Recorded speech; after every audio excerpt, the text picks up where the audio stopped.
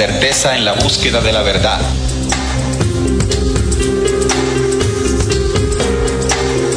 Muy buenas, estimados oyentes, bienvenidos a Descubriendo con la certeza en la búsqueda de la verdad.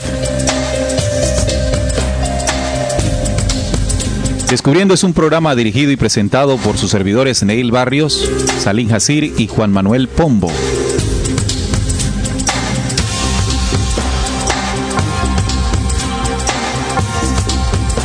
Descubriendo es un programa investigativo que está dirigido a todas aquellas personas que han buscado incesantemente la luz de la verdad.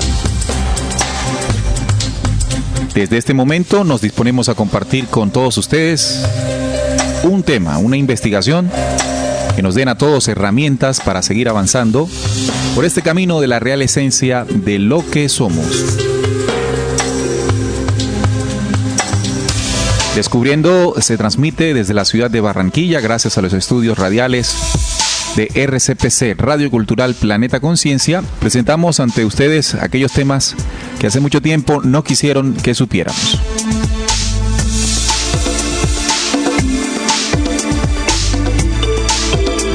Cada vez que presentamos ante ustedes una investigación y la exponemos, no pretendemos convencerlo de lo aquí expuesto. Tampoco quisiéramos que rechazaran la información, sino que más bien, escuchándola, anotándola, pudiesen ustedes ampliarla, investigando, ampliarla y sacar ustedes sus propias conclusiones. Tengan muy en cuenta que la acción de rechazar es una acción negativa de nuestra inteligencia que no debe prosperar. Pero en la medida en que nosotros seamos osados y valientes a la comprobación de nuevos conocimientos, realmente vamos a ampliar nuestra visión y comenzarán a haber respuestas a esos asuntos que hace mucho tiempo no hemos comprendido. Saludo a la mesa de trabajo, pero antes decirles que el tema de hoy, o el tema que vamos a presentarles a ustedes hoy, es del templo, en este caso los templos, el templo de Salomón. A propósito de las últimas noticias que hemos venido informando aquí en RCPC sobre la construcción del templo, de la réplica del templo de Jerusalén en Sao Paulo, Brasil. Saludo entonces a Juan Manuel Pombo. Buenas, Juan Manuel, ¿cómo estás? Muy buenas, Neil, y a nuestros queridos oyentes, un gran saludo y ya aquí dispuestos para arrancar con este tema interesante como de costumbre acá en Descubriendo. También saludamos a Salim Hasir. Buenas, Neil, buenas a mi compañero Juan Manuel y buenas a toda la audiencia que ya nos acompaña a esta hora para compartir este tema sobre los templos. Sobre los templos, muchos hemos estado quizás dentro de uno, pero muy poco sabemos en realidad, y hoy vamos a compartir un poco de esta información con los oyentes. Correcto, así es. A también invitarlos a que participen de nuestro chat, para que de esta manera ustedes puedan también expresar sus ideas, lo que saben, lo que sienten con relación a esta temática de los templos, aquellos templos que hace mucho tiempo se construyeron y que aún se siguen construyendo, con la firme idea, con la firme convicción de quienes lo hacen, de que en estos lugares podrán conectarse con Dios. Ese es el tema de hoy, vamos a analizarlo. Vamos a estudiarlo para que de esta forma ustedes, después de la información, podamos respondernos qué realmente son los templos. Para eso, empecemos, ¿no? La definición de templo. Empecemos inmediatamente. Aquí tengo una definición. Nuestros compañeros también tienen sus definiciones. Veamos y comparémosla. El término templo viene del latín templum. Esto designa un edificio sagrado. En su origen, designaba la zona del cielo que el augur utilizaba para contemplar qué aves la atravesaban y en qué sentido, estableciendo así los augurios. Muchas religiones, si no todas, tienen edificios que son considerados sagrados. Entonces, estos lugares sagrados, llamados templos, Se les conoce como templos porque allí es donde se puede tener un contacto muy directo con una deidad en particular. Debemos distinguir entre templos altos y templos bajos. Hay una clasificación. En los santuarios más antiguos, los primeros eran construidos a modo de una terraza artificialmente elevada, sobre la que se levantaban los templos de ladrillo. Más tarde adquieren la forma de torres y se les llamará sigurat. Los primeros que ordenan construirlos son los reyes de la tercera dinastía de Urnammu y Shulgi. Se lleva a la cima mediante escalinatas y rampas también. El templo parece haber sido considerado como una puerta que quizás conduciría al cielo, a la morada donde está Dios. La terraza junto al templo alto, era llamada Higunna en sumerio o Genunum en acadio. El templo de la cima, habitualmente consagrado al dios de la ciudad, se edificaba tan alto para preservarlo de la amenaza del robo y la profanación por parte de los enemigos de algún pueblo. Los rasgos distintivos del templo sumerio es la naos en ángulo, de forma que al penetrar en ella no se podría ver la imagen del dios hasta haber dado un giro. Al lado del templo había un patio bastante grande. En el periodo acadio, por ejemplo, el templo se volverá más austero. Esta es la definición simple que podemos encontrar en cualquier enciclopedia de consulta sobre lo que son los templos, ¿no? Nos damos cuenta en esta definición de varias cosas. Una de ellas es que los templos se han construido hace mucho tiempo, desde los pueblos sumerios y acadios, pueblos antiquísimos en la historia de nuestra humanidad, y que estaban destinados a tener ese contacto, un recinto para tener un contacto con el cielo y obviamente con las deidades. Sí, Neil, en esta definición que nos has dado, pues nos has dado una visión un poco más amplia de lo que hemos conocido como lo que es un templo. Y ya lo dijiste, los templos es donde pues se pretende tener esa conexión con la deidad, y existen muchísimos templos según varían ciertas religiones y ciertas culturas, y a su vez cambian los nombres también. Por ejemplo, si hablamos en el judaísmo, los lugares de culto de adoración son las mezquitas. Si hablamos del Islam, en el judaísmo son las sinagogas, disculpen, y en el Islam sí son las mezquitas.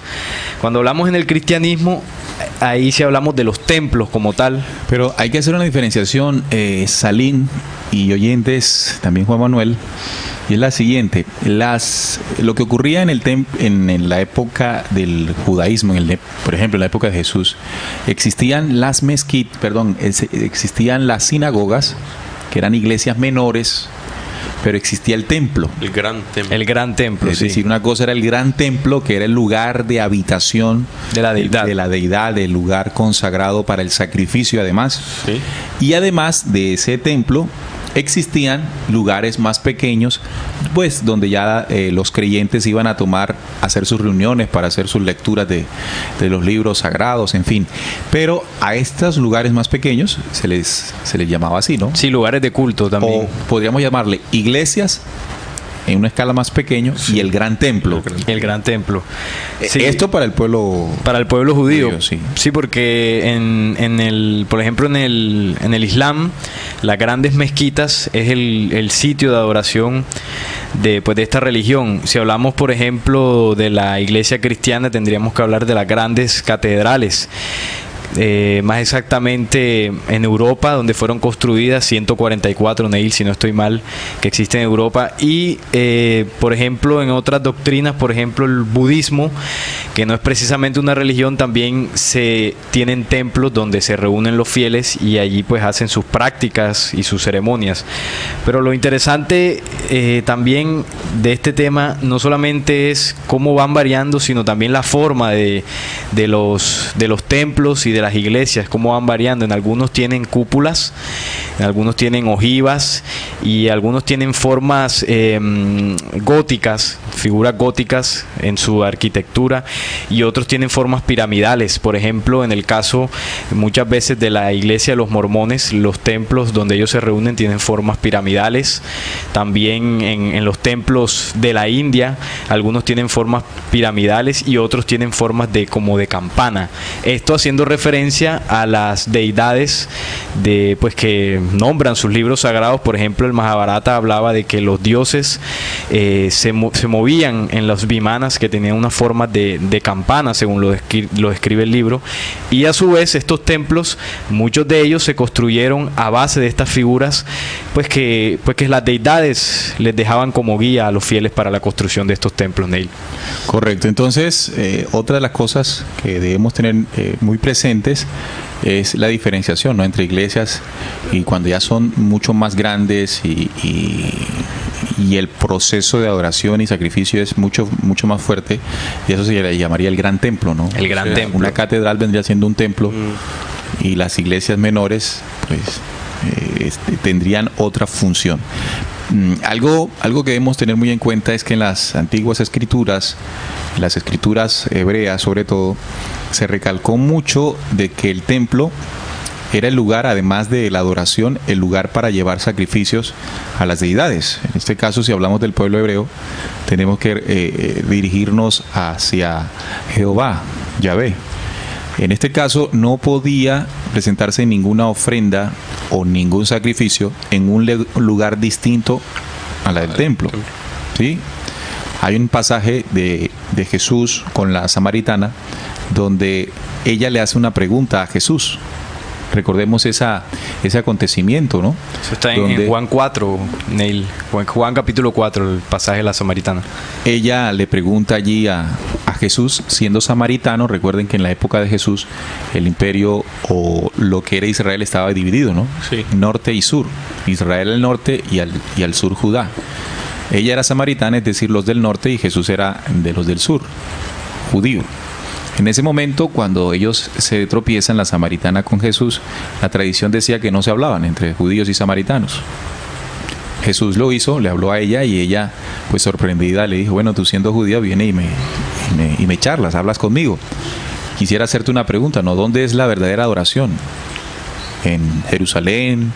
¿Sí? Ella preguntó dónde era la verdadera adoración de la deidad, y él le dijo que ni en un lugar ni en el otro, ¿no? Que los verdaderos adoradores del Padre Creador lo harían en espíritu y en verdad. Entonces, es muy curiosa la respuesta de Jesús, porque hubiese podido decir con claridad dónde es realmente o dónde debe ser realmente la adoración de un ser humano a una deidad en particular. Y él no dijo en ningún momento, bajo la respuesta que le dio a la samaritana, que era en el templo de Jerusalén.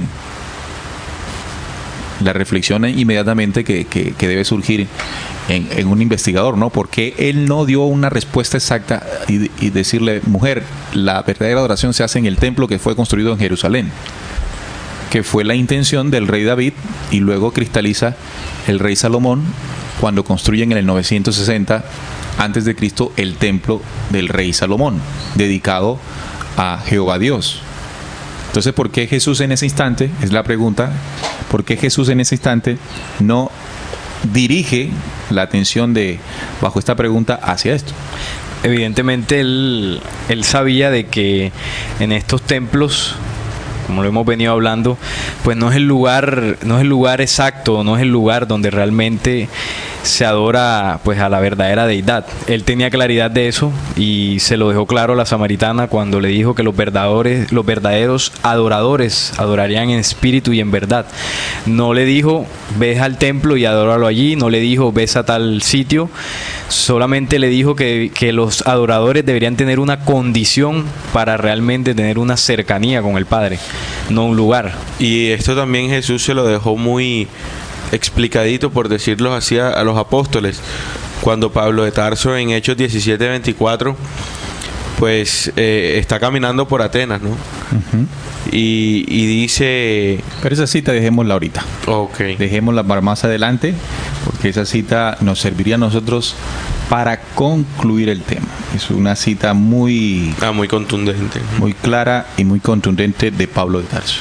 No, y también Jesús, pues, con estas respuestas siempre se iba como en contra de aquella cultura, de aquellas leyes mosaicas, ¿no? Siempre lo inducían como ponerlo a prueba, ¿no? Con esas respuestas que él daba, pues todos estos, pues los grandes sacerdotes de la época, las grandes masas, pues cómo se veían en una contradicción con lo que decía Jesús a las enseñanzas que estos recibían, la que ellos conocían. Exactamente. Muy bien, sigamos entonces analizando lo que han sido los templos en la historia de nuestra humanidad.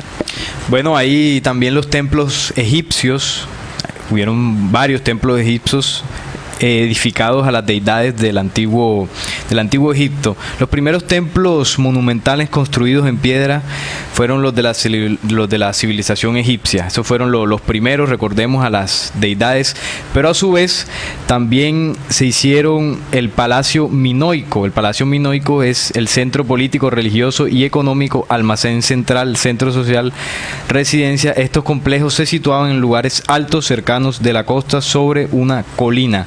Pero a su vez también existían los templos griegos, estimados oyentes, donde se hacía la adoración a Zeus, a Ares y a todas estas deidades del Olimpo en esta civilización griega, pues que era ahorita cuando Juan Manuel hacía el comentario por donde se paseaba Pablo de Tarso.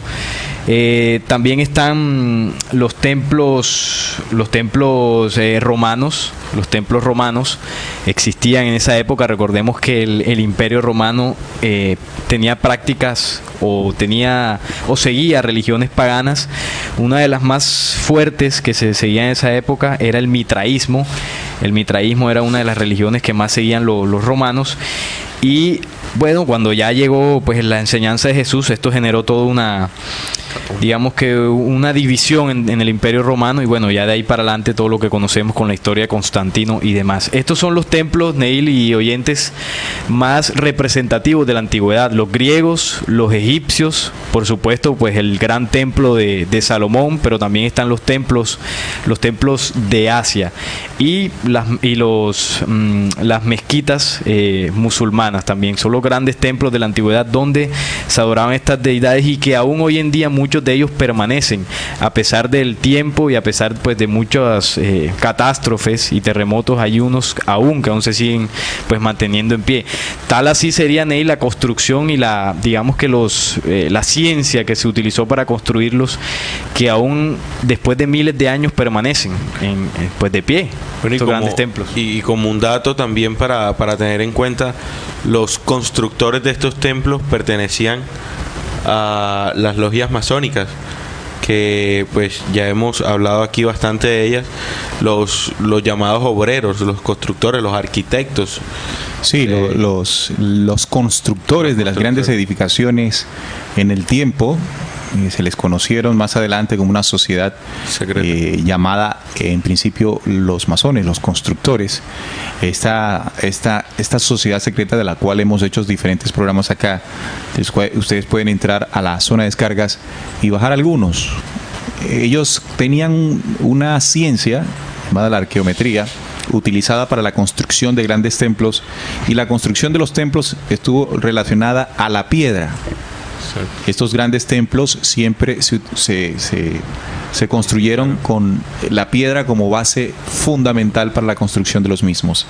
La forma de cortar, de unir, de configurar una y otra piedra, llegaron a construir con esto grandes y hermosos templos, recintos, estimados oyentes, dedicados para que en ellos habitase la deidad. Voy a leer una cita para que tomemos como referencia uno de los templos más recordados, más reconocidos desde la antigüedad. Me refiero al templo del rey Salomón. El templo del rey Salomón. En Primera de Reyes se ve cómo Salomón comienza a buscar la forma de cristalizar el proyecto que había iniciado su padre para construcción de este templo. Voy a leerlo acá, ¿no? Entonces Salomón reunió, esta es Primera de Reyes 8. Entonces Salomón reunió ante sí en Jerusalén a los ancianos de Israel, a todos los jefes de las tribus y a los principales de las familias de los hijos de Israel, para traer el arca del pacto de Jehová de la ciudad de David, la cual es Sión. Y dice que se reunieron con el rey Salomón todos los varones de Israel en el mes de Etanim, que es el mes séptimo, en el día de la fiesta de Salomé. Y ahí comenzó a hablar Salomón con su pueblo, ¿no? Y los sacerdotes, dice el versículo 6 de este capítulo 8 de Primera de Reyes, y los sacerdotes metieron el arca del pacto de Jehová en su lugar, en el santuario de la casa, en el lugar santísimo, debajo de las alas de los querubines, porque los querubines tenían extendidas las alas sobre el lugar del arca, y así cubrían los querubines el arca y sus varas por encima. Y sacaron las varas de manera que sus extremos se dejaban ver desde el lugar santo, que está delante del lugar santísimo, pero no se dejaban ver desde más afuera. Y así quedaron hasta el día de hoy. En el arca ninguna cosa había sino las 2 tablas de piedra que allí había puesto Moisés en Joreb, donde Jehová hizo pacto con los hijos de Israel cuando salieron de la tierra de Egipto. Y cuando los sacerdotes salieron del santuario, la nube llenó la casa de Jehová. Y los sacerdotes no pudieron permanecer para ministrar por causa de la nube, porque la gloria de Jehová había llegado había llenado la casa de Jehová. Entonces dijo Salomón: Jehová ha dicho que él habitaría en la oscuridad. Yo he edificado casa por morada para ti, sitio en que tú habites para siempre. Esta fue la intención entonces del rey Salomón. Jehová ha dicho que él habitaría en la oscuridad. Yo he edificado casa por morada para ti, sitio en que tú habites para siempre. Entonces, si entendemos bien, la construcción del templo, que se le llamó en el momento que fue construido el templo de Salomón, en el 960 a.C., fue construido para que habitase en él la deidad del pueblo o del rey Salomón, que era, lo dice el mismo versículo, Jehová, el templo de Salomón. Así que de ahí en adelante la construcción supuso que cada vez que un judío entrase en este lugar santo, iba a estar delante de la presencia o en la presencia de Dios, de Jehová en este caso, del Dios de los judíos, el Dios de los israelitas. Entonces llama la atención porque inmediatamente al leer este versículo, de ahí en adelante surge en la humanidad una forma de pensar o una forma de ver cada lugar, cada templo, ¿no? Un lugar donde habita Dios, ¿sí? Y la pregunta es, tú hablabas de los templos de otras culturas y de otros países, de otras culturas más bien. Entonces cada dios o cada deidad que fuese adorada en un lugar en particular del planeta Tierra, se le construía un gran templo en piedra. Entonces la piedra está muy ligada pues a los lugares santos. Es más, era el material que se utilizaba para la construcción en ese momento. Y además en el momento que, digamos, se inaugura, por decirlo así, la casa de Jehová o el templo de Salomón que edificó a Jehová, inmediatamente en ese momento lo dice, voy a leer una cita, Primera de Reyes, capítulo 8, versículo 63. Y ofreció Salomón sacrificios de paz, los cuales ofreció a Jehová 22,000 bueyes y 120,000 ovejas. Así dedicaron el rey y todos los hijos de Israel la casa de Jehová. En el momento que es inaugurado el templo, inmediatamente el pueblo de Israel, liderados por Salomón, hacen una ofrenda. Y la ofrenda fue 22,000 bueyes y 120,000 ovejas.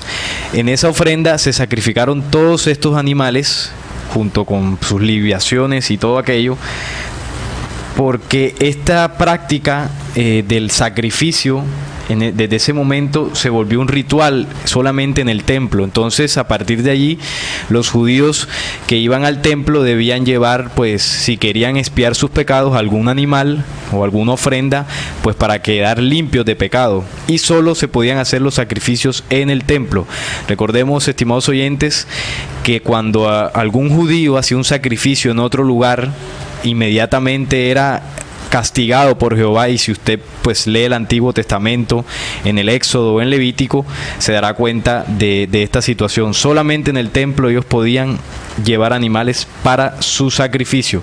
Entre otras cosas, los animales que Jehová pedía tenían que ser sin defecto, animales perfectamente limpios en su físico, porque de lo contrario eran impuros para entrar al altar. Así es importante esa anotación que hace Salim, porque conocerlo nos va a ayudar para comprender lo que se pretende en la reconstrucción del templo. Este templo, que fue construido, como dije ahorita, en el 960 a.C., por Salomón, el hijo del rey David, el primer rey de Israel, fue un lugar para que habitase en él Jehová el Dios de los judíos. Jehová el Dios de los judíos.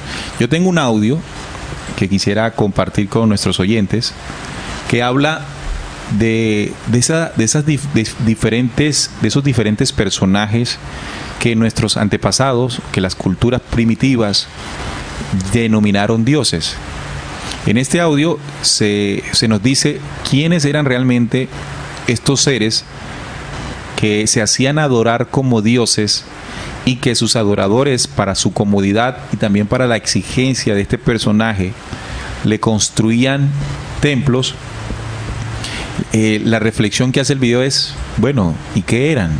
Escuchemos entonces, estimados oyentes, este audio. En este audio se nos dice: los extraterrestres estaban interesados en preservar la sociedad de la teoría de disturbios internos destructivos, y hallaron una forma extremadamente inteligente de hacerlo. Introdujeron la religión, que tenía todo el panteón de dioses como protectores inteligentes. Todo el mundo se basaba en el sistema de símbolos que refleja la presencia de una inteligencia beneficiosa, fuera de la vida real o terrestre. Todas las grandes religiones comenzaron como pequeños cultos, algunas con creencias tan fantásticas como la de los seguidores. Bien, en el caso de los seguidores, un dogma basado en la adoración de un extraterrestre que trajo avances técnicos para la humanidad podría tener sentido para mucha gente de esa época. No creo que el culto haya terminado. Bueno, ¿cuál es la conclusión, compañeros? ¿Qué se entiende en este video? Y también invitamos a los oyentes que reflexionen sobre lo que deja esta investigación. Son muchas personas las que han venido investigando este tema que venimos hablando nosotros. Cosa que ustedes también pueden encontrar en diferentes páginas de la internet. Bueno, en este video pues podemos escuchar de que la construcción de estos templos, como lo hemos venido hablando, ha sido pues para adorar a aquellas deidades, y así fue como se iniciaron todas las religiones, por un templo, por una deidad a quien adorar, y pues a ese lugar asistían toda la gente y una congregación en la cual pues se adoraba a una imagen o pues a una deidad. Bueno, básicamente lo que dice el video, Juan Manuel y oyentes, es que los seres que nuestros antepasados adoraron como dioses no es más que seres venidos de las estrellas. A los seres venidos de las estrellas, nosotros hoy decimos y les llamamos con claridad extraterrestres. Es un término que se utiliza hoy, extraterrestres. Nuestros antepasados, a los seres venidos de las estrellas, a los seres que venían del cielo, les llamaron en algunas ocasiones ángeles, y en otras ocasiones les llamaban dioses, o como se denota en escrituras muy antiguas, los Elohim, dioses, y los Nefilim, demonios. ¿Quién eran estos seres? Seres venidos de afuera del planeta Tierra, seres extraterrenos, que al llegar aquí instauraron un sistema de adoración, instauraron un sistema de ritos, de alabanzas, de culto, que era lo que desde ese momento se constituiría más adelante en cada una de las religiones. Dice el audio: las religiones todas empezaron como pequeños cultos, que es un sistema de adoración que implantó un ser llegado y venido al planeta, y que visto frente a los ojos inocentes de la humanidad del momento, se pudieron presentar como grandes señores, como grandes dioses. Todavía no hemos determinado el carácter, si fue positivo o negativo esta situación. Más adelante, utilizando también una máxima muy antigua enseñada por Jesús, de que por sus frutos los conoceremos, entonces podríamos determinar si tales seres en su totalidad o alguna parte aprovechó esta condición frente a la inocencia humana y sacó provecho o se puso por encima de algunos grupos sociales de la época. Sí, el video es claro cuando dice que estos seres, con sus avances tecnológicos, lograron de alguna manera llamar la atención de la gente, y la gente, a cambio de recibir favores, pues generaban los cultos.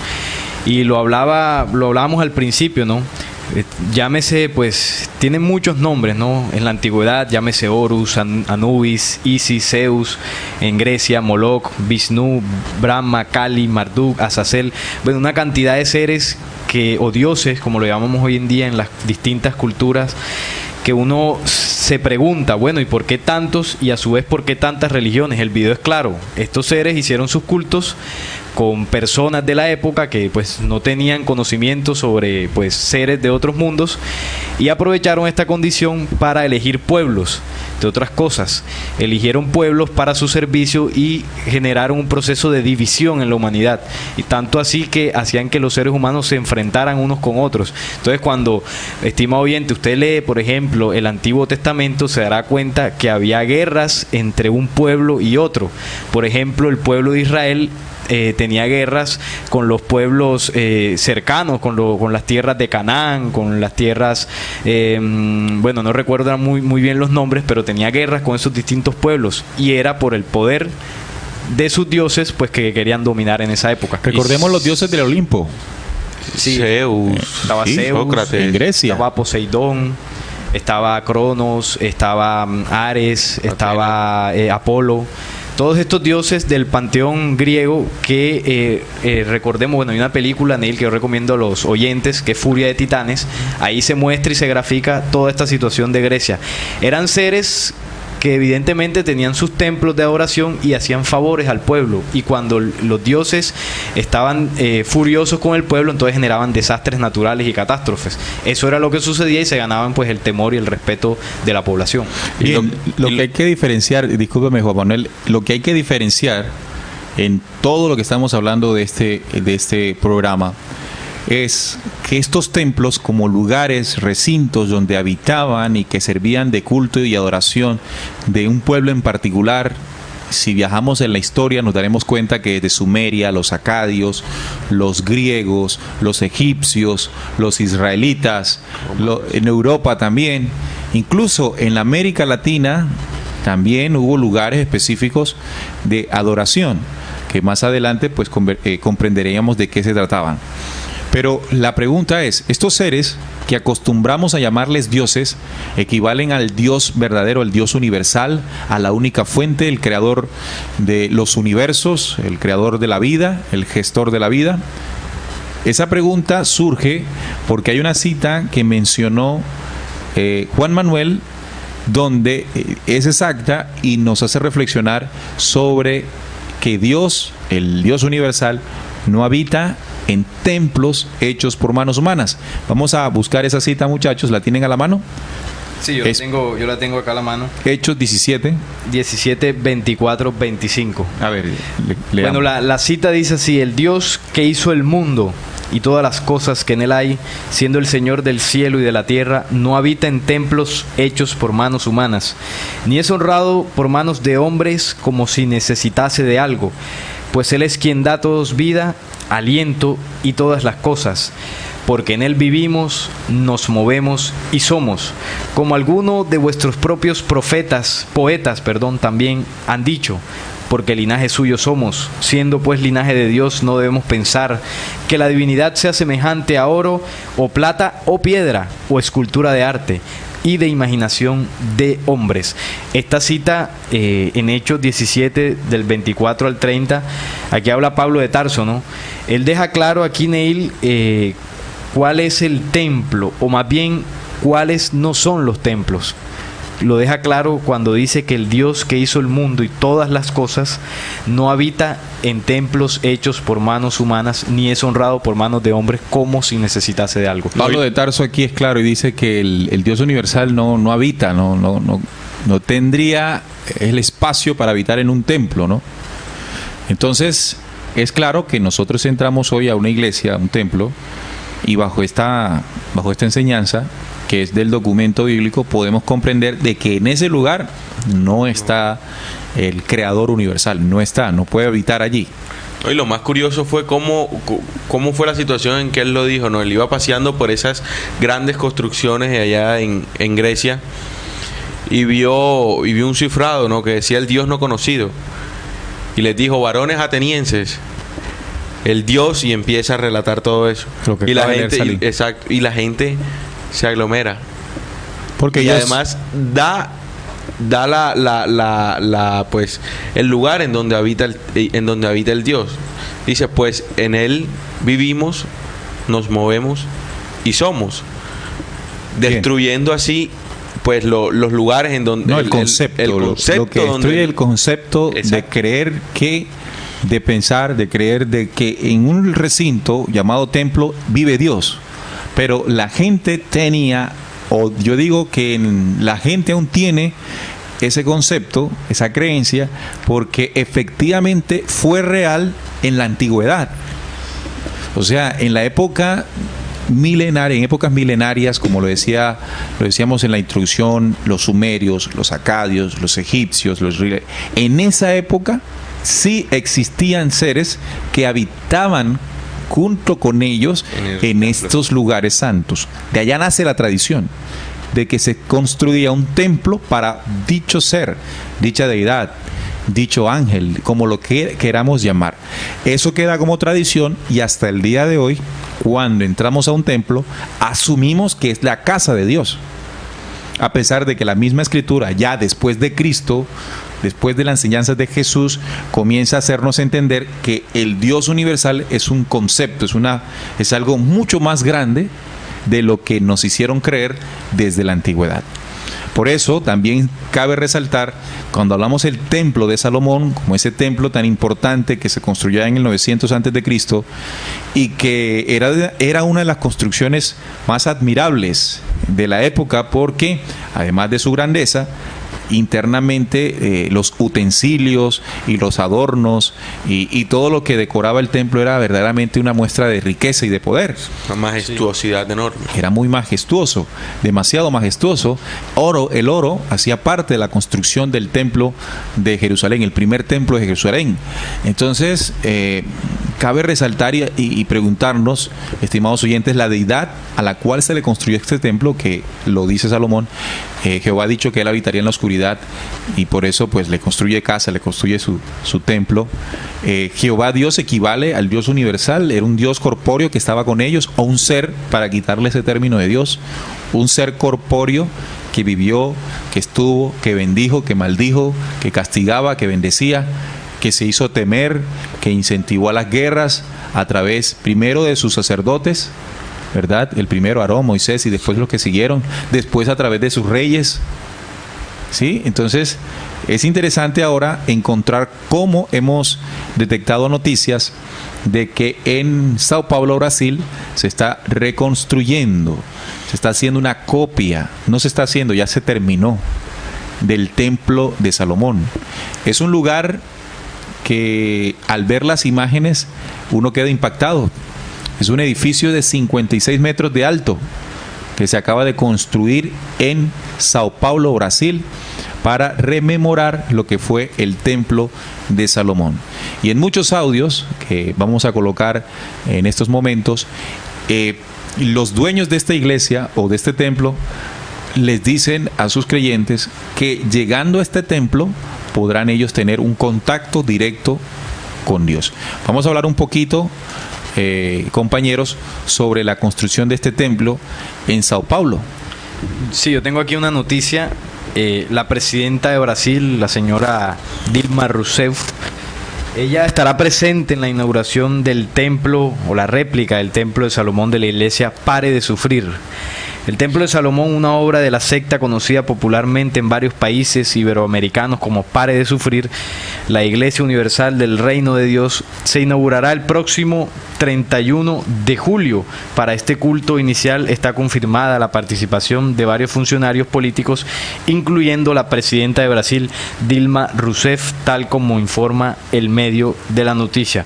Bueno, aquí en la fecha de inauguración, no sé, Neil, tú me corregirás, tengo entendido que hubo un cambio. Pues aquí la nota dice que sería el 31 de julio, pero hace poco me enteré de que la inauguración sería el 13 de julio, se adelantaría el mismo día que culmina el Mundial. No sé si estoy equivocado. Es que empiezan, no es un solo día, sino son varios días que se van a dedicar. Es una quincena completa, son 15 días completos que se dedicarán a actos conmemorativos de la inauguración del templo en Sao Paulo. Lo que sí se sabe es que empieza pues el 13-14 de julio y que se extenderá hasta el 31 de julio. Ok. Sí, en ese tiempo me imagino que habrá pues algo no muy diferente al templo anterior, ¿no? Las ofrendas, los grandes sacrificios de animales y todo esto, supongo que será así. Bueno, yo el tema de los sacrificios de animales en este templo, pues esto es una opinión personal, lo dudaría. No es allí, no se podrían hacer allí. Exactamente. Porque el documento bíblico es exacto cuando dice que deben ser en Jerusalén. En el templo de Jerusalén. En el templo, y este no es el templo de Jerusalén, es una copia, una réplica, homenaje, podría llamarse. En homenaje al templo que se debe reconstruir por tercera vez en tierras sagradas. Tierras sagradas, allá como se le llama. Entonces, a este templo. El lugar. Megatemplo está situado en el barrio de Brás, al este de la capital paulista, y con espacio, escuchen bien esta cifra, para recibir a unas 10.000 personas. O sea, no estamos hablando, compañeros ni oyentes, pues de una iglesia pequeña, de un pequeño templo. Estamos hablando de un templo gigantesco, 10.000 personas, construido sobre una parcela de 70.000 metros cuadrados. El templo de Salomón es una réplica del templo construido 2 veces en Jerusalén, aquí lo aclara. Toda la construcción utiliza una base bíblica y el valor de la construcción es de alrededor de $180 millones. Para el periodista Lauro Jardín de Vega, la única conexión que tiene la secta con la presidenta es el PRB, Partido Republicano Brasileño, formado por muchos pastores y obispos de esta llamada iglesia, el cual es parte de la coalición de gobierno que apoya la reelección de la presidencia. Bueno, aquí también vemos unas mezclas políticas, político-religiosas que van de la mano aquí pues para construir este templo. Bueno, dicho esto, compañeros, entonces estamos viendo de que este templo, que ya está prácticamente terminado en Brasil, que se inaugurará dentro de muy poco, no es pues cualquier templo. Vemos que caben 10.000 personas, tiene un área de 70.000 metros cuadrados, y tuvo un costo de $180 millones. No es un gasto para nada menor, y estamos hablando pues de un gran símbolo que se está dando en estos momentos en Brasil. En los días de inauguración tendrá la visita no solamente de la presidenta Dilma Rousseff, sino que también tendrá la visita de ministros, tendrá la visita de alcaldes, de gobernadores de diferentes localidades de Brasil. Imagínese entonces usted la importancia que tiene este evento de inauguración. Solo hasta el 1 de agosto se podrá entrar ya de manera libre, normal al templo. Sin embargo, hay exigencias por parte de los organizadores y de los que construyeron. Yo tuve el dato de $300 millones la construcción de este templo. Bueno, pudo haber subido seguramente. El dato también de que para entrar no se permiten entrar con celulares, no se permite entrar con fotos, no se puede tomar ninguna foto dentro. No se puede ir con una vestimenta cualquiera. Nos tocará ir hasta allá, Neil, a conocerlo. Sí, se va a convertir en un lugar turístico. Vamos a escuchar este audio sobre lo que es este templo. Una construcción imponente que se destaca en el centro de San Paulo. En estas imágenes de computadoras nos muestran cómo será el templo de Salomón de aquí a 4 años. Las columnas y las medidas grandiosas muestran algo muy diferente en el paisaje. Una réplica de la construcción más importante escritas en la Biblia. Un pedazo de Israel en el corazón de la ciudad. Un proyecto que fue idealizado por la Iglesia Universal del Reino de Dios.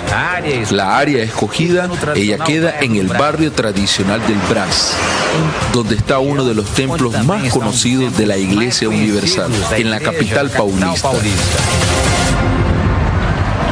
El templo de Salomón tendrá números impresionantes, 56 metros de alturas, un tamaño aproximado de un edificio de 18 pisos. La obra va a consumir 28.000 metros cúbicos de concreto y 2.000 toneladas de acero, suficiente para construir 2 veces el edificio del Planal. El proyecto tuvo repercusión internacional. El periódico internacional New York Times anunció: reconstruyendo el templo de Salomón en San Paulo. El inglés The Guardian hizo referencia al tamaño de la construcción, afirmando que el templo podría ser sombra al Cristo Redentor. Continuando con las noticias de último momento. En la semana pasada, CNN hizo un reportaje sobre la construcción. El ministro de las Relaciones Exteriores, Celso Amorín, afirmó que el proyecto es una buena idea, ya que una de las características del país es ser multicultural y multirreligioso. Étnico, eso hace, digamos, el charme de Brasil. Vea en la animación cómo será el templo por dentro. Tendrá capacidad para 10.000 personas sentadas.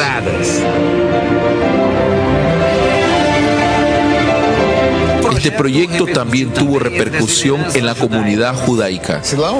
Si allá hubiera una posibilidad de que las personas vieran y comprendieran la cultura y tradición, la historia que el pueblo judío trajo al mundo del monoteísmo y que hoy hace parte de toda la cultura occidental, será muy positivo. Esta es la maqueta del templo de Salomón. Pudieron escuchar, estimados oyentes, la grandeza, la majestuosidad del templo, 56 metros de alto, le cabrán 10.000 personas sentadas. Se inaugura a partir del 13 que es domingo, 13 de julio, hasta el 31 de julio. Los datos que ustedes escucharon era cuando se comenzó, cuando se planificó, ya está terminado, ya está construido. Lo que nos llama la atención es lo que ya comenzó a enseñarse de esta iglesia, cuando dice de que cuando se entra al templo se va a tener exactamente una experiencia con Dios, se va a tener un contacto con Dios, y bajo este concepto, bajo esta invitación, muchas personas creyentes asumirán de que esto es una verdad, de que este lugar que costó millones de dólares es el lugar apropiado para que un ser humano tenga un contacto verdadero con Dios. Llama la atención inmediatamente. Una obra de esta magnitud no deja de llamar la atención, sobre todo, además de la grandeza, el costo, las repercusiones que tendrá, los visitantes, el número de visitantes que anualmente llegarán desde todos los lugares del mundo a este lugar. Pero lo que sí hay que ser muy claros es que este lugar no equivale, este templo no equivale a lo que se debe o al que se debe reconstruir en tierras israelitas. Allá en Jerusalén se deberá reconstruir por la misma profecía que dice que cuando se restituya, ¿no?, el lugar santo y aparezca nuevamente la desolación, la abominación desoladora, entonces serán los días definitivos que llamó o de los cuales habló Daniel y Jesús en Mateo. Así que, ¿cómo ven ustedes esta situación, este templo, esta inauguración y lo que representa para la profecía de la reconstrucción del templo?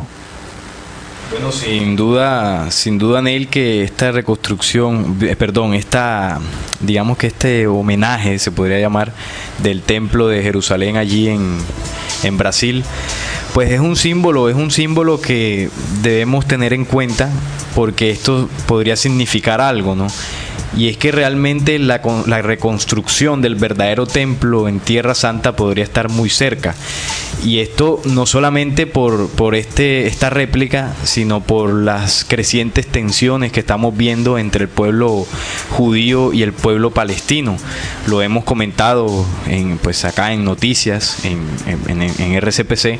Hemos hablado, tú con tu comentario, Neil, lo recuerdo, lo decías, que pareciese que el pueblo judío está buscando el espacio perfecto para ahondar esa crisis y poder de alguna manera derribar la mezquita de Omar, que es donde se piensa reconstruir el templo, o es el lugar donde debería ir el templo de Jerusalén, y de esa manera pues cumplir su profecía. Pero no solamente eso, sino hablábamos también al principio del tema del oro, porque recordemos que el primer templo de Salomón estaba cubierto completamente de oro por dentro. Esta cita, estimados oyentes, ustedes pueden leerla en Segunda de Crónicas, capítulo 3, del 1 al 10. Ahí se explica cómo ese oro que Salomón trajo de las tierras de Ofir, o mandó traer de las tierras de Ofir, para la construcción la construcción o la decoración del templo en su interior y también en el exterior con oro de las tierras de Ofir.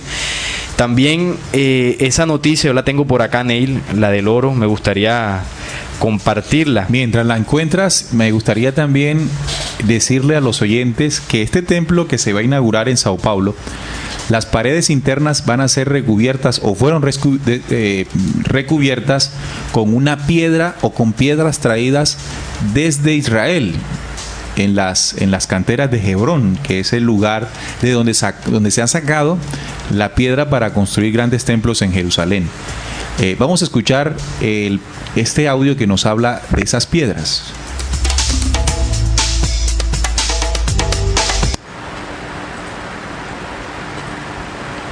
Jerusalén entero es hecho con iluminaria. La obra de proporciones gigantescas lleva en cuenta la preocupación con el medio ambiente. Habrá reaprovechamiento del agua y habrá tratamiento acústico para evitar expansión sonora. Y otro detalle que va a marcar la construcción del templo, la utilización de piedras importadas desde Israel. Una de las muestras está en el escritorio de la constructora responsable por el templo de Salomón. Jerusalén entero es hecho con estas piedras. Es impresionante el peso. Es impresionante el peso de esta piedra llamada Tautish, que va a recubrir las paredes del templo, el templo de Salomón. ¿Cuánto pesará una piedra de este tamaño? Un cuadrado de esta manera. Ella pesa 2.8 toneladas. 2.8 toneladas dice que pesará cada una de estas piedras, que está siendo cortada en una cantera en Hebrón, al sur de Israel, en Cisjordania, y que han sido transportadas por un pedido descomunal de la construcción de este templo en Sao Paulo, que ha sido transportada en barco todo el Mediterráneo hasta llegar hasta Brasil, hasta Sao Paulo. Bueno, esta noticia evidentemente es muy contundente, ¿no? Tú mencionabas algo sobre la profecía y esta palabra suena como incrédula ante los ojos de la sociedad actual, pero vemos con esta noticia de la construcción del Templo de Salomón acá en Sudamérica que lo más probable es que ya se esté iniciando la construcción del templo allá, o por lo menos ya tengan los planos y cierta cantidad de dinero para empezar un proyecto. Sí. Además, todas las consecuencias que esto traería, ¿no? Ya. Guerras entre palestinos y israelitas y una serie de eventualidades que no están ajenas a las noticias de la actualidad. Lo que nos muestra esta noticia de la réplica del templo en Jerusalén y la inversión que se ha hecho en un lugar que no tiene conflictos. Eso hizo más fácil que se construyera el templo, lo hizo más rápido. El tema en Jerusalén es la dificultad de reconstruir el templo, puesto que en el lugar donde se debe reconstruir hay un templo, pues, pero de la otra religión, del Islam. El tercero más importante en su religión. Exacto. Entonces, para reconstruir el templo, según la profecía judaica, y para restituir la adoración a Yahvé y restituir los sacrificios a su Dios, y el lugar donde se sentaría a gobernar su Mesías, que es lo que dice su profecía, tendría que ser construido bajo una situación de crisis, de guerra, porque habría que derribar el Domo de la Roca. Sí. La mezquita de Omán. Totalmente. Entonces allí es donde se hace más difícil, pero no imposible, ¿verdad? No imposible. Y las tensiones que en este momento existen entre Israel y el pueblo palestino, que es la zona donde está el templo, no nos extrañaría que pudiese ocurrir algo difícil. Bueno, aquí tengo la noticia entonces, la noticia del oro. La Reserva Federal de los Estados Unidos se niega a devolver el oro alemán antes del 2020. La ola de desconfianza en el dólar se intensifica después de que el Bundesbank alemán exigiera la repartición de la enorme cantidad de oro almacenado en la Reserva Federal de los Estados Unidos, que se niega a hacerlo. Toda la operación podría retrasarse hasta 2020. Los representantes alemanes pidieron permiso para visitar la bóveda del Banco Central de Estados Unidos, pero no lo obtuvieron. Alemania, que mantiene ahí alrededor de la mitad de sus reservas de oro, tiene razones para inquietarse. En general, las instituciones financieras de Estados Unidos son conocidas por vender lo que realmente no existe. Por ejemplo, en 2012 el banco Goldman Sachs vendía certificados de oro asegurando que estaban garantizados por el oro auténtico en sus bóvedas. Sin embargo, como se supo después, allí no había oro y el banco estaba trabajando sobre la base de un sistema de reserva fraccionaria, presumiendo que pocos depositarios exigieran recuperar su oro. Aquí vemos cómo los Estados Unidos se niega, en este caso a Alemania, a devolver el oro que le tienen allí guardado en las bóvedas de la Reserva Federal. Oro que también, pues, en cuyas mencionadas bóvedas están también guardados los oros que han tomado de ciertos países. Ese es el dato que tengo en este audio, escuchémoslo. Uno de los sótanos más profundos de Manhattan está 5 pisos bajo la superficie. Con solo girar la manivela, un cilindro de 90 toneladas gira para abrir una bóveda completamente sellada. Dentro hay oro. Más oro que en Fort Knox. Más oro que en cualquier otro lugar del mundo. Aquí hay $70,000 millones en oro. Pero el 98% de este oro pertenece a otros países y no a los Estados Unidos.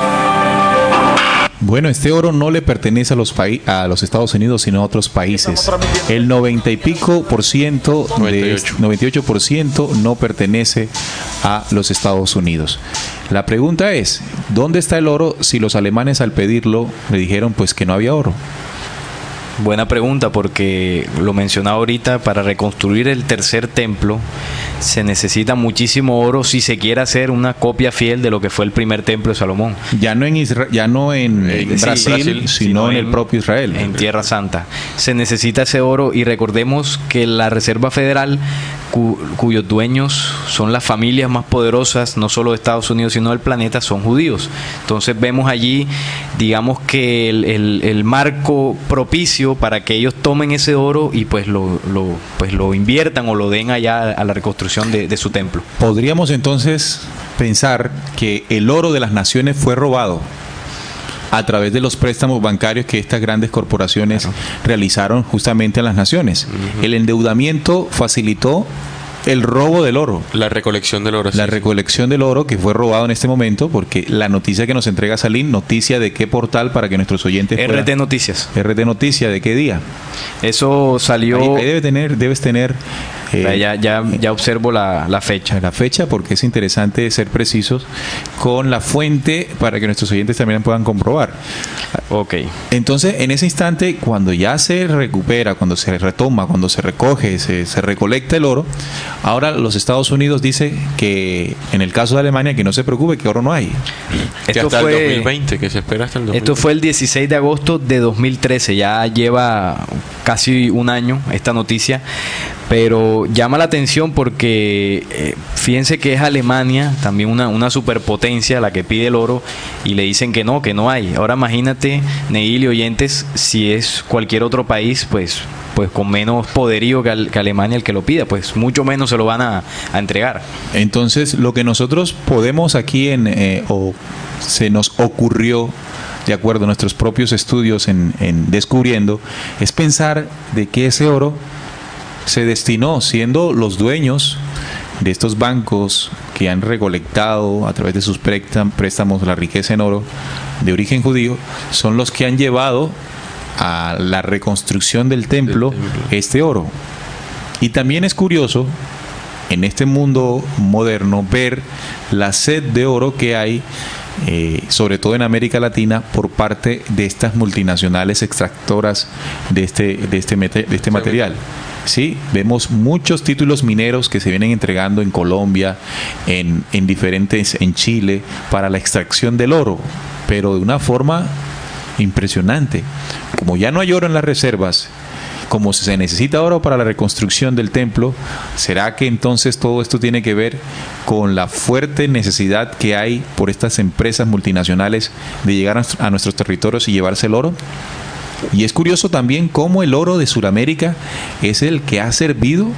En el caso del templo del rey Salomón, el primer templo fue desde América Latina, las tierras de Ofir, que se sacó el oro para ese primer templo del rey Salomón. Curiosamente, ¿será que el tercer templo también será de la misma manera? Sí, porque ya lo mencionaste, grandes multinacionales están explotando nuestros territorios. Acá en Colombia, por ejemplo, hace poco hubo una marcha en el Tolima, sexta marcha carnaval en contra de la explotación minera y a favor pues del agua, porque en estas recolecciones de oro se desperdicia y se contamina muchísima agua para extraer solamente un poco de oro. Entonces, evidentemente, ellos están buscando su oro acá en América Latina y pues donde lo haya que ir a buscar, allá estarán seguramente. Aquí tenemos un audio que nos muestra precisamente lo que estamos hablando, lo cercano que está de la reconstrucción del templo de Salomón. El templo será efectivamente reconstruido, pero no en la actualidad, sino durante el reinado del anticristo en la tierra. Creo que el anticristo tiene el poder para imponerles a los judíos y musulmanes la construcción del templo.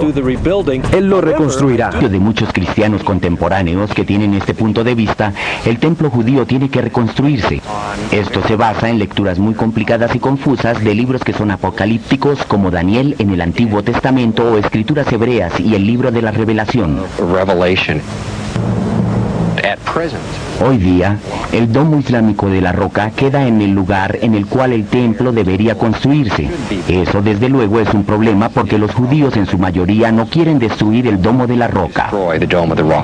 De hecho, la construcción del tercer templo está bien pasada la etapa de planificación. Aquí en medio de una rotonda construida por la Municipalidad de Jerusalén, cerca del pórtico de Damasco, se encuentra la que algunos consideran la piedra angular del nuevo templo. Una organización judía en Israel está preparando la construcción del tercer templo en Jerusalén. Gracias a donaciones ha empezado a recolectar artículos y vestidos que cree Dios ha ordenado para colocar en su interior. También ha encargado la construcción de un arpa del tamaño de una persona de baja estatura, con 10 cuerdas y adornos de oro y plata, similar a la que la Biblia dice que David tocó antes de ser rey de Israel. Bueno, lo que demuestran estos audios, estas investigaciones, es que la reconstrucción del templo está muy cerca, ¿no? Y para el mundo creyente, la reconstrucción del templo, tanto de Sao Paulo, que ya se inaugura, como el futuro templo o tercer templo de Salomón, sería pues una bendición para quien no sepa qué hay detrás de estos templos. Dios dijo claramente que era el reinado del anticristo quien habitaría en este templo o en este lugar, ¿no? Ahora, quitémosle a ese término anticristo lo místico, religioso o dogmático que podría sonar, y entendamos como el personaje que gobernaría, que estaría a cargo de un nuevo orden mundial, el gran líder del nuevo orden mundial, que entraría a gobernar en ese tercer templo, o desde ese tercer templo. Estamos hablando de acontecimientos anunciados, acontecimientos que fueron predichos hace mucho tiempo, y que al ver este análisis que estamos haciendo y al ver las noticias que vienen desprendiéndose hace mucho tiempo o de algún tiempo para acá, nos damos cuenta que es algo que evidentemente está aconteciendo tal como se predijo. Sí, será un hombre, Neil, que, digámoslo de esta forma, encarnará, entre comillas, la forma en que el rey Salomón, o encarnará la misma, digamos que la misma esencia del rey Salomón, o será el mismo Salomón encarnado allí. ¿Por qué? Porque recordemos que Salomón en su época fue un rey que, mientras estuvo gobernando, Israel tuvo paz, tuvo prosperidad y tuvo tranquilidad. Eso es lo que este líder mundial que se levantará traerá a la humanidad. Tendrá las mismas características, que vendrá a solucionar los problemas de la humanidad como se quiere presentar el nuevo orden mundial, y eso evidentemente atraerá a todo el mundo, porque es innegable que estamos en medio de muchas crisis como humanidad en el planeta Tierra, llámese pobreza, llámese hambre, llámese miseria, y todo esto vendrá a solucionarlo, y por lo tanto pues tendrá mucho magnetismo. Bueno, el templo de Sao Paulo lo que nos ha demostrado con esto es que hay el dinero, la gente, la creencia, la infraestructura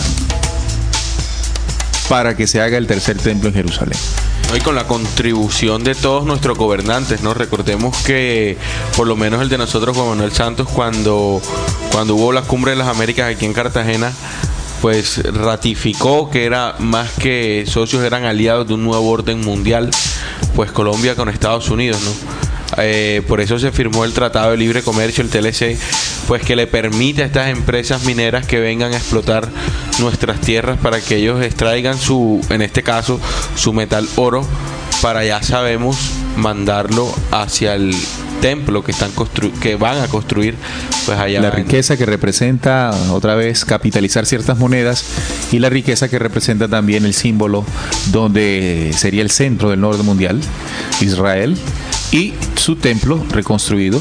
Por eso debemos estar muy atentos. La señal de la inauguración de este templo en Sao Paulo alerta, nos coloca y contextualiza de que este plan viene en marcha, de que se ha trazado y que se viene realizando, y que si nosotros no comprendemos de qué se trata todo esto, pues apoyaremos inocentemente ese control mundial que ya comenzó a establecerse poco a poco. La invitación, estimados oyentes, ya casi para finalizar, es que lo que nosotros expusimos aquí hoy, que no equivale y corresponde a todo el material que se debería tener para sacar argumentos contundentes y definitivos, ustedes lo hagan, ustedes busquen, ustedes escudriñen.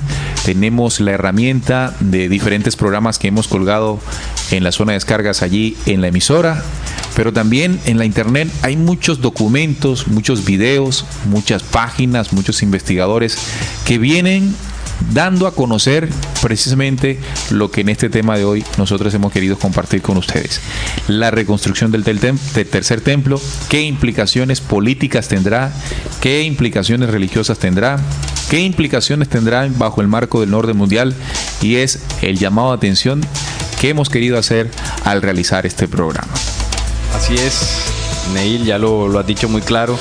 Y recalcar, ¿no?, en conclusión, de que estos templos que se pretenden construir de ninguna manera pertenecen al Creador universal, al Dios creador que vino hablando, por ejemplo, Jesús, y como Pablo de Tarso en Hechos 17:24 lo reafirma: no habita en templos hechos por manos humanas. Entonces, estimado oyente, si estos templos que van a construir se nos dice o pretenden que nosotros creamos que allí va a habitar el Creador universal, la deidad, es totalmente falso.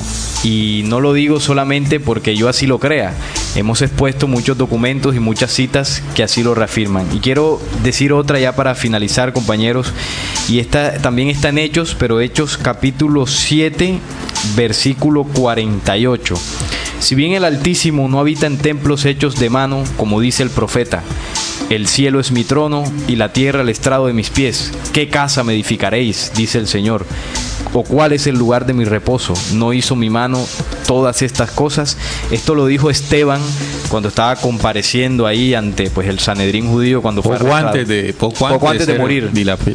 Dijo este discurso conmovedor, si usted lo lee, estimado oyente, ese discurso ante todo ese Sanedrín judío, y ahí deja claro también que la deidad no habita en ese templo, y es lo que ellos quieren que nosotros pensemos, pero bueno, solo aquella persona osada y valiente que en la investigación pueda comprobarlo por ella misma y que sienta en su corazón que pues que eso no es así, que ahí ya no habita la deidad, entonces no seremos víctimas, Neil, de ¿dónde habita? Entonces la pregunta de cualquier oyente. Tú lo decías en la misma cita, tú, cuando leías. Porque en Él vivimos, nos movemos y somos. Porque en Él vivimos, nos movemos y somos. En Él vivimos, es decir, en el estar vivo, el respirar, ya nos coloca ante la presencia del Dios Creador. La vida que anima nuestro ser, la vida que anima todo el planeta Tierra, la vida que anima el universo entero, es estar en la presencia del Dios universal. Y las leyes que hacen posible la vida, o que se sostenga y que la vida permanezca en la eternidad, esas leyes es la prueba contundente de estar bajo la presencia de la deidad universal. Así es, Neil. Yo como conclusión también quería pues aportar que no olvidemos eso, ¿no? Que los templos son simplemente lugares de piedras donde se creen adorar a una deidad. Pues ya estudiamos y repasamos unos versículos que nos dan a entender cuál es el verdadero templo y en dónde se encuentra Dios verdaderamente. Entonces, al yo reconocer el verdadero templo, pues ya la perspectiva mía va a cambiar respecto a lo físico que yo estoy viendo. Allá es donde nosotros pues los invitamos a ir con este programa, no sin antes ustedes pues comprobar. Toda esta información debe pasar por su filtro, por el filtro más puro y grande que nos ha dotado la vida, que es la inteligencia. Y asimismo, pues, contribuir con este programa a que eso se dé, a que poco a poco, pues, vayamos avanzando y que nos despojemos de ciertos paradigmas mentales que nos han ido acostumbrando para un adoctrinamiento filosófico o para mantenernos sometidos en el sueño profundo, como lo dice el Génesis. Así es, estimados oyentes, les dejamos por hoy. Muchas gracias por estar allí conectados. Recuerden que regresaremos nuevamente con otro tema de aquellos que hace mucho tiempo no quisieron que supiéramos. Esto es Descubriendo, con la certeza en la búsqueda de la verdad. Hasta la próxima.